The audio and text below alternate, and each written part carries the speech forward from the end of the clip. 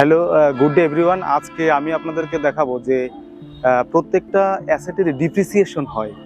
তেমনটা আমাদের কনস্ট্রাকশন কাজে আমরা যে বিল্ডিংয়ের ইউজ করি বা বিল্ডিং কনস্ট্রাকশন করি, আসলে এটার বিল্ডিংয়ের ভ্যালুয়েশন বা অ্যাসেসমেন্টের ক্ষেত্রে যে ডিপ্রিসিয়েশন হয়, সেই ডিপ্রিসিয়েশন ক্যালকুলেশনই আমি আপনাদেরকে দেখাবো।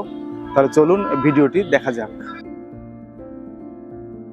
ডিপ্রিসিয়েশন বা অবচয় প্রত্যেকটা ফিক্সড অ্যাসেটের ক্ষেত্রে ডিপ্রিসিয়েশন হয়ে থাকে।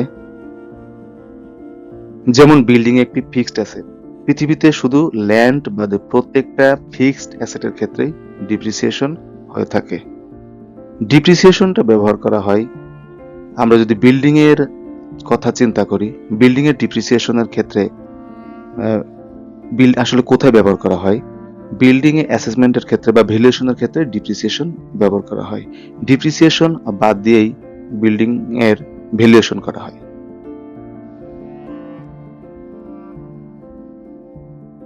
ডিপ্রিসিয়েশন তিনটা পদ্ধতিতে করা যায়। একটা হচ্ছে straight line method, number 2 units of activity method, number 3 double decline balance method. Building ডিপ্রিসিয়েশনের ক্ষেত্রে স্ট্রেট লাইন মেথড ব্যবহার করা হয়। স্ট্রেট লাইন মেথডের ক্ষেত্রে ফর্মুলাটা হচ্ছে annual depreciation cost of the asset minus salvage value divided by useful life. Cost of the asset হচ্ছে কনস্ট্রাকশন কস্ট, অর্থাৎ কোনো অ্যাসেট কনস্ট্রাকশন করতে হলে বা বিল্ডিং এর ক্ষেত্রে যদি আমরা যখন কনস্ট্রাকশন করি, ওই বিল্ডিংটি কনস্ট্রাকশন করতে যে খরচটা হয় সেটাই হচ্ছে cost of the asset. Salvage value, সাধারণত সলভেজ ভ্যালু কনস্ট্রাকশন কস্টের 10% ধরা হয়।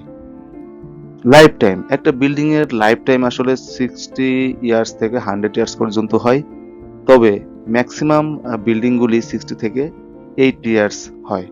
আর যে সমস্ত বিল্ডিং গুলি আসলে ভালোভাবে বা বিএনবিসি কোড ফলো করে কনস্ট্রাকশন করা হয়, সেই ক্ষেত্রে প্রায় 100 ইয়ার্স পর্যন্ত লাইফ টাইম হয়। বিল্ডিং ডিপ্রিসিয়েশনের ক্ষেত্রে ধরলাম একটা বিল্ডিং এর কনস্ট্রাকশন কস্ট 2 কোটি টাকা। সলভেজ ভ্যালু ক্যালকুলেশন করলে বের হয়, যদি আমরা 10% ধরি তাহলে 20 লাখ টাকা। লাইফ টাইম 16 থেকে 100 ইয়ার্স, এখানে আমরা লাইফ টাইম ধরবো 80 ইয়ার্স।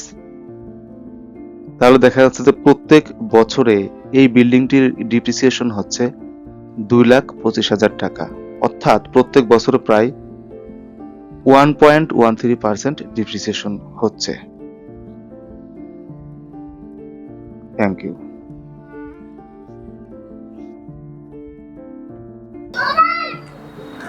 ভিডিওটি দেখার জন্য ধন্যবাদ জানাচ্ছি। আর আমার এই ভিডিওটি যদি আপনার ভালো লেগে থাকে, অবশ্যই লাইক করবেন, কমেন্টস করবেন, শেয়ার করবেন।